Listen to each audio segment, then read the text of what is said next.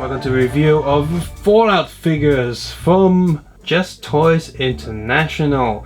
This is Wave 1 currently, and Wave 2 has been previewed and will be coming out soon with more power armors as well as Detective Valentine and a male and female Vault Dweller, but those figures don't look too good. So I'll probably just stick to the future power armors because they got a Nuka-Cola one coming out. I need that. So these are pretty much like the smaller scale figures, and so these were sold at GameStop. The line of toy here is called Mega Merge because they're using the Glyos System series. So what does that mean? Well, I have seen Goliath toys before, but none of them attract me to anything. They were more artist design and specific and special looking.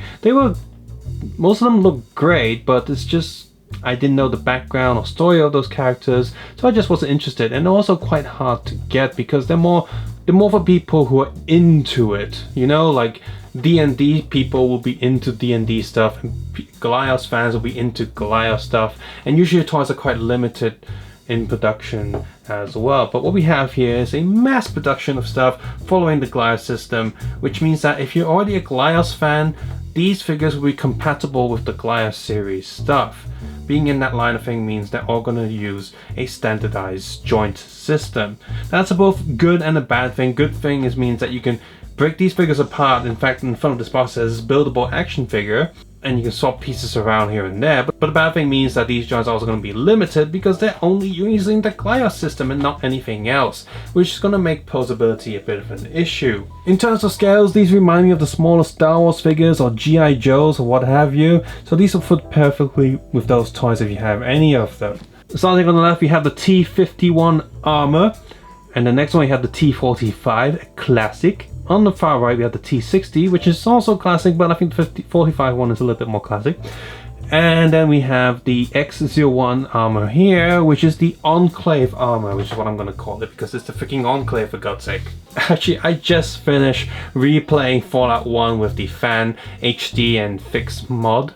And I just started the second one, which of course is where the Enclave is introduced, right in the beginning, where they shoot and kill everyone in a vault. Those bastards. And in terms of accessories, every one of these figures have a single weapon with them. Same goes with the future wave as well, from what I saw being advertised. On the right hand side we have an automatic rifle, which I recognize from the later games.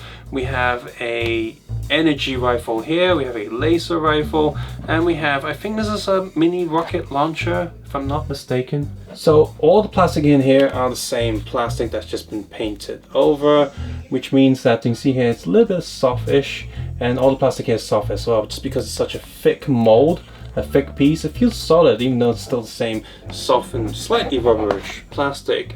In terms of articulation, the head joint is on a ball peg there. These shoulder pieces can come off as well. You can see that's the Glyos peg, and every other joint on this figure is going to be following that. So you got one peg there, this arm rotates here, which means there's no elbow articulation, it just rotates. Damn. It's torso swivel, upper leg swivel, and the worst part of the articulation is that there's a swivel here. Like, hey, we did give you a knee joint, but it doesn't bend. Like, that's annoying. That's really annoying. So yeah, articulation and possibility of these are going to be quite limited. And this one's even worse because it doesn't even have a knee articulation. Whoopsies. And for another slight variant of the Enclave armor is this piece here. You just unplug that. You just see how soft this plastic is. Which you think wouldn't paint well, but hey, they got the job done with this metallic silver. The molding detail on these figures are actually quite excellent for a scale. You've got all the different tubings, different pipes, and they have put a lot of focus on the helmets where a lot of the extra detail should be, and I think that's great. The back isn't cheap either, with all the different gear and backpacks that they're holding. These figures are definitely packing the detail with their scale. Paint jobs are okay, I suppose, but they get the job done. You got mostly just silver paint all over these figures, which is how they look. You're not going to get any dirt lines or rust or paint chips or anything, but you can easily add those yourself if you're any good with model kitting or any sort of paint work. As for what they are, for the price that they're going for, I think the paint job and molding is pretty excellent. If you compare these with other figures at this scale, think about it, a Star Wars figure that would come out is something like $14.99 or $19.99, something stupid like that. Or is it $12.99?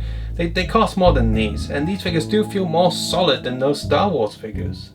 And true, they don't have any other gimmicks or a lot of playability, but they are compatible with an entire series of Glyos figures. So if you have any of those, then you're gonna get a lot of mix and match opportunities here. And if you don't collect any other Glyos figures, these power armors can be swapped with other power armors, and that's awesome. And when you think about picking up the Vault Dwellers later, or Valentine, then you can combine those pieces with these as well. So you can have, the helmet take off, hey, there's a Vault Dweller's head, or, Valentine wearing power armor, or any other combinations. And it would be good if they eventually move into creature territories.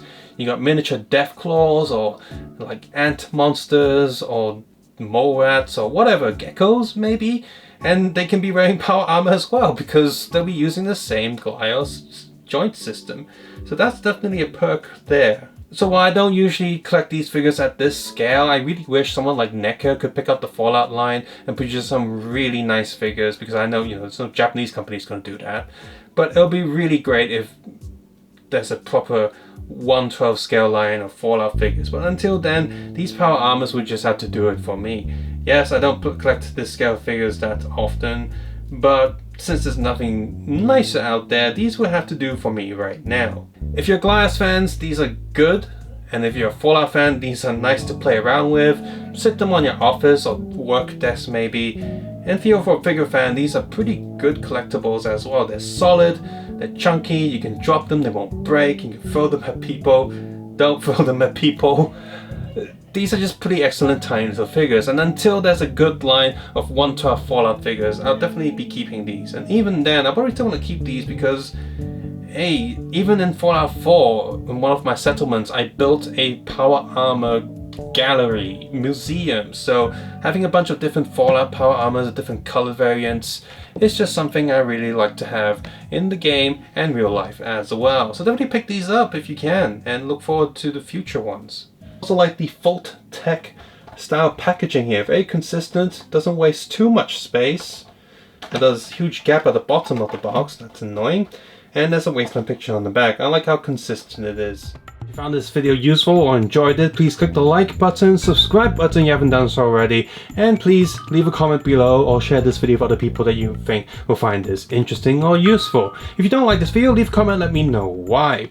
As always, you can support this channel by turning ad block off or heading over to Patreon and support me that way. Who else is looking forward to Fallout 76? Please don't suck, because Fallout 4 left much to be desired for. The DLCs were great, but the overall main world was just a little bit lacking. I really, and like many Fallout fans, I do wish Obsidian would get another crack at it, because Neil Vegas was just awesome.